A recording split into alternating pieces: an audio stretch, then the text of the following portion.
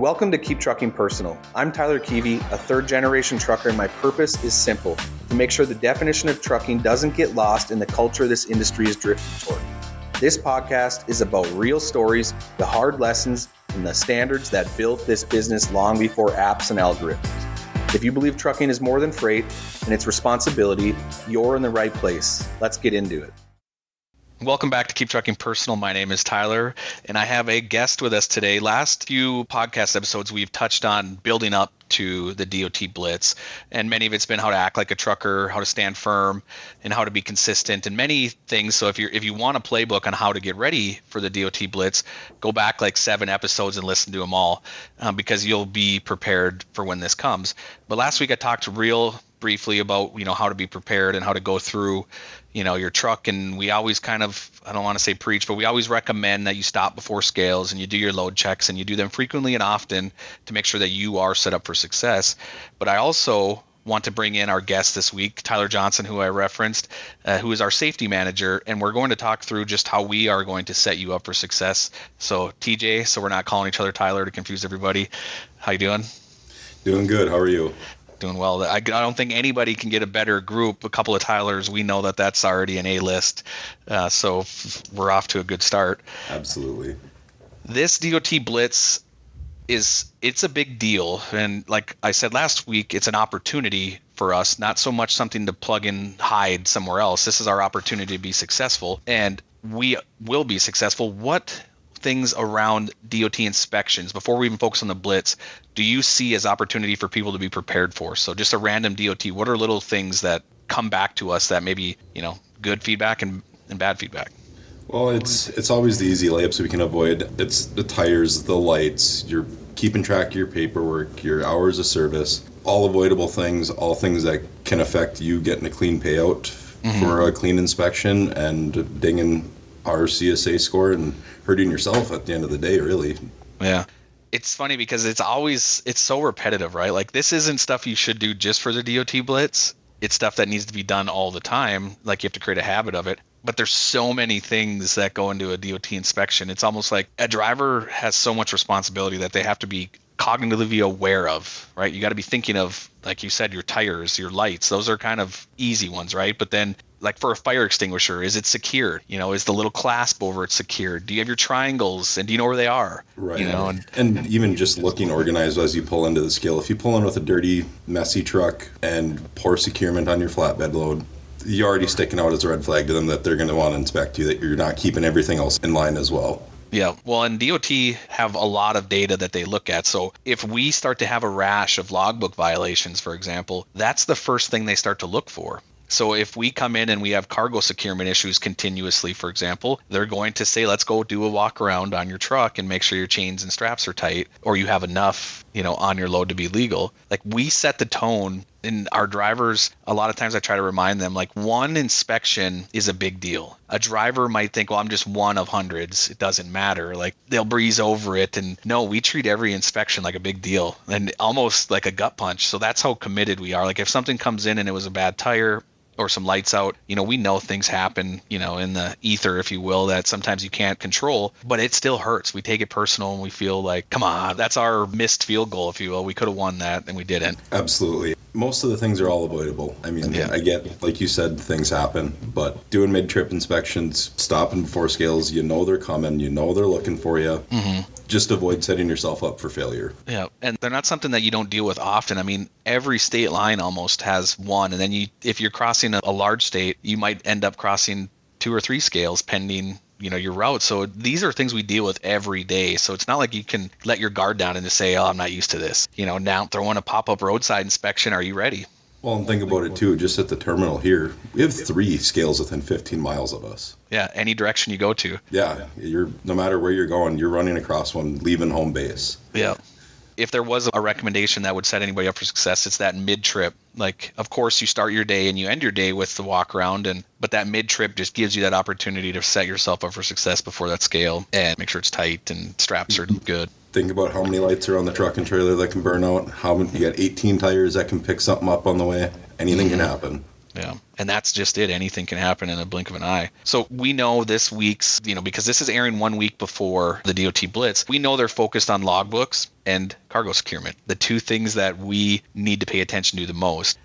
This comes with us helping set the driver up with success. Now, we know we can't do all the securement for you and we can't monitor that. So that's on the driver wholeheartedly. But when it comes to the logbooks, we're going to do some due diligence to make sure that everything's in line, starting 8 days out. Can you talk a little bit more about what you'll look for, if a driver's doing something maybe not intentionally, but what you're going to look for just to say, hey, here's a nudge, here's a reminder to get your stuff together? Yeah, every morning looking at it, we get a report sent to us that shows every personal conveyance move from the previous day. So I can see if you're abusing it, if you're trying to advance with it, or if it's a legit move, I still see it. So watching that very closely because the PC violations affect our CSA score incredibly horrible. But also going through every morning, auditing logs, looking for missing shipping document numbers, looking for improper trailers listed, making sure you're connected to the truck, tracking your mileage, tracking your location. I mean, the e-log in theory, if you punch everything in right, it does the rest of the work for you. Those are gaps that they look for, specifically even more so on this coming Blitz. Absolutely, and this is obviously a practice that shouldn't just be focused on for the Blitz. This should be an every day because you get pulled over during the Blitz, they're looking at your previous 7 days too. Yeah. So you got to remember to keep your previous days intact and not just be on top of it for 1 day. Yeah. And it's not always just that rolling 8 days, right? Like if something happens catastrophically, like a driver should know, they can go back as far as 6 months and look at your logs. So have good habits start now, and then you maintain those habits. Don't, 8 days out. Yes, we're going to make sure the little form and manner, as the DOT call it, is tidied up. So yeah, make sure you're paying attention as a driver to what you're putting on your ELD and making sure you don't have 10 trailers when you're only pulling one, right? We know that, they know that. And a lot of times, we're here to defend you wholeheartedly. Like that's what I think is important people know, is our job is to defend you all the time. Something comes through, the best thing you can do in a DOT inspection that you disagree with as a driver, take pictures immediately. Take pictures, because maybe you can explain how you back that in if you're going to data queue of an inspection, because DOT officers are not perfect and it's a lot of interpretation and they admit it, and you're successful a lot of times correcting those inspections. So what should somebody do when they go through the Blitz, they get an inspection they disagree with? How would you like to get that received back to you? I'd like a phone call right away so I'm in the know about it. Obviously sending in the paperwork is crucial because we have to hold it for a year regardless. And then usually I can't data queue it like same day. It almost sometimes doesn't show up on the FMCSA website until the monthly cycle where your CSA score renews. Yeah. So I got to leave it sitting on my desk and play the waiting game until I can submit it. And then as soon as I submit it, we continue to play the waiting game. But being transparent about it and coming forward with it right away, that's the biggest part of it, making them aware. I've had the opportunity to talk to a few ex-DOT officers, and that's where I got that like interpretation. And then they admit in the moment, sometimes laws change, regulations change, maybe tempers are flaring a little bit. Who knows what led to that violation? But if you document, you take pictures, you're cordial, like there's a very good chance we can get your record cleaned as well as the company's record cleaned. And that's what we want. We want to defend you and set it up. So yeah, that's the story, right? Like you go through and you essentially battle the state, right? Yep. Toe to toe, like in the courtroom, here we go. Yeah, let's do it. Just digital back and forth. Otherwise, it's the same thing. So every driver should know that that's what we try to do. And we look for gaps or misinterpretations to set them up for success. When it comes to the cargo securement, what do you see often if there is a failure or a violation? Honestly, and knock on wood saying this, our training department does such a good job straight out of the gate that we don't see a lot of those issues. Mm-hmm. But what I have seen, it's been like a kinked chain link on a piece of equipment or a strap that's chafed or something. Like I said, we don't see a lot of them, knock on wood. Let's keep it that way. But it's little things like that you still need to check your securement just as much as you need to check your tires and lights going down the road. Things happen, especially on a flatbed. Your freight adjusts, it rattles, it shakes going down the road, and it settles. So doing often mid-trip inspections is key to avoid any of those issues. Yeah, you had a great point there. Things settle. How many times has somebody hauled something where dunnage broke that's layered in between? Exactly. That happens all the time. That's been our biggest issue with cargo, is just a piece of dunnage rattles loose or it breaks or something. Yep. Things that it might just be the pothole that jars it loose or wiggles it, or wind, or just that vibration going down the road. So, well, that's a good plug there for the orientation. Like you said, those guys are always available and willing to help. recommendations. If a driver coming up to this week has a load that they're worried about how to secure it or what's legal, send pictures in. You can send it to safety. You can touch base with Sean in orientation or even call you. And then, like I said, pictures, they do put 1,000 words in one picture, right? We can work as a team to say, here's what's suggested or here's what's legal per, the book. And a lot of stuff, like you mentioned, Sean, he's got a lot of reference photos for like an odd piece of equipment that we've hauled in the past that he can send right over. The driver can look at it and just kind of copy it. Might move thousands of loads, but often they kind of fall into like 6 buckets of the same type of equipment. So yeah, good point. He's got an arsenal of like, here's how somebody else did it that was legal. And those are the things, it's like I said, there's a lot that goes in trucking. This isn't just a like get ready for 1 week, but it is a big deal and we want to set you up for success. And that's why we double our payouts. So for the 12th, 13th, and 14th, you will earn double for any DOT inspection. Even if it wasn't prompted for the Blitz, it was just a random roadside. That's your opportunity to now double the incentive. Yep, put money right in your pocket.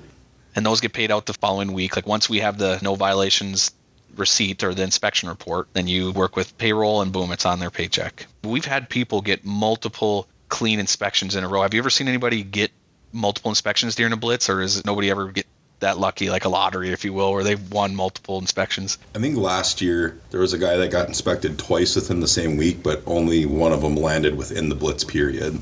And the numbers they put out are amazing of how many trucks are inspected. We've had some Blitz in the previous 4 years or 5 years, whatever you want to call it, that have been really low. And we're like, you're sitting here like, you're thinking it's just going to be like, here they come. And then you're like, we had one today. Like, how does that work? And that could be a testament to the drivers as well, right? Like everything looked good, all tidied up. And the DOT said, there's a lot of other trucks out here that could use some attention. We'll focus on them. Right. And it is funny because anytime I go on a road trip, there's an absurd amount of trucks that I'm like, I would DOT that one myself right now because it doesn't look right. And I know our drivers take pride in what they do and put a lot of effort in. And it's just, sometimes can feel like you're getting picked on when you don't deserve it. Well, like I said earlier, image is everything rolling down the road. You roll into a scale looking sketchy, you're signing yourself up for it. A dash covered in paperwork. Maybe if that is you as a normal, let's take this week and put it on the floorboard and say we're in control. One more thing I want to talk about, obviously, like you said, we're going to look at the logbooks. We're going to make sure that the foreman manner is taken care of and that you're not abusing PC. If you are abusing PC, I can only assume that you'll shut it down for this duration. Like if you willingly do something inappropriate, specifically leading up to the Blitz, we'll take control from there, right? Yep. It'll be gone. You won't even have the option to use it anymore. So know that, right? Like this is not completely like we want you set up for success, but if you're making, some loose decisions there, we'll get in control. The Flapped one, where there's so many resources, call, take pictures, send it in, anyone can help. The other side of this, though, that I've had some experience with recently, even though we've had it for over almost a year now, I believe, is the digital permit book. Now that houses everything that you need, but if you have not logged in recently, or you have not logged in, I don't know if somebody could say they haven't logged in at all, you need to exercise that to make sure that you know how to get in, right? Yep, and it's super easy, and by all means call, I'll walk you through it. But it holds everything, your cab card, your IFTA paperwork, your registration. It holds all of it for you. You don't have to worry about keeping paperwork in order anymore. It's right there for you. And that's for the trailer too, so that's why it's so important. Like if your document tube holder by some mystery is empty, like don't let them write you up for that. No, officer, it's all in my digital permit book. Like that's why we have that. Yep, absolutely. And so, as a friendly reminder, if you haven't had to use it, it's there, like you said, always. And maybe you've never been inspected since you've been here, so it's kind of just laid in the background. Take advantage of it. Log in once, walk through where the documents are, look at your specific, look at your trailer's documents, just so you can find them and you know how to access them, so you're not sitting, because that does happen, and talk about feeling ill-prepared as a driver if you're sitting there like, I don't know what I'm doing, I can't get into this thing. Yeah, and what's nice about that digital permit book, it links with our e-log too. So if you're connected to your truck to the e-log, the documents for your truck are already right there. You don't have to go searching for them, scroll through the whole fleet. It's all right there. It's tied. You're done. That's wonderful. So simple reminders that I think that everybody can do is just log in once, start doing your mid-trip again. If for some reason you're not, focus on it for the 12th through the 14th. Take that extra time to make sure your logbook is very accurate and you're putting the right trailer and the right documents in it. Make sure your securement's tight and no cut straps. If you got a cut strap, throw it away or put it in your headache rack and turn it in. We want clean straps. If you have any cut straps, get rid of those. Like, come into this with a fresh mindset. We prepare you with more than enough. We know our chains are good quality. You have big chains. You're not using little, 3/16 chains. You have the proper equipment to do the job. make sure you use it, do it right, be proud of what it means to be a truck driver in this industry, and let's walk away with this with some hopefully big paychecks for people, or double earned inspections because they deserve it, and preparing for it. Absolutely. I want to see everyone stay sharp, and I want to get you paid. Heck yeah. So if we have no violations for the DOT Blitz, what do you think we should do? Is there anything that we should do, or maybe volunteer somebody for if we do that? I'm kind of thinking if we make it through the Blitz with 0 violations, get a dunk tank here, and feel free to dunk Michael Hansen. That's actually a really good idea. I think if you're listening to this, if there's anything at least you want to contribute to, let's get a dunk tank so we can set that up for this summer. We'll dunk Michael Hansen and maybe some others. So I appreciate you taking this, TJ, to jump on, just walk through. I mean, it always helps people to know that you're the guy that helps them on the road, but now they can also hear from you that you're preparing for it. You're going to be looking for it. We want them to be successful and earn some extra money, and then also help, our CSA score is important to you if you're a driver here, because the better our CSA score is, the less times you get prompted to come into a scale and the less inspections you'll get. And at the end of the day, allows you to put more miles on, which makes you more money. So it's a win-win ratio for everyone. Absolutely. All right, TJ, I appreciate it. Thanks for joining the podcast, and we'll get you here again soon, hopefully. Appreciate you having me. Until next time, keep trucking personal. Appreciate you tuning in. If you got value out of this, subscribe and send it to someone who takes pride in the job. We're not just moving freight, we're shaping the culture. Catch you on the next one.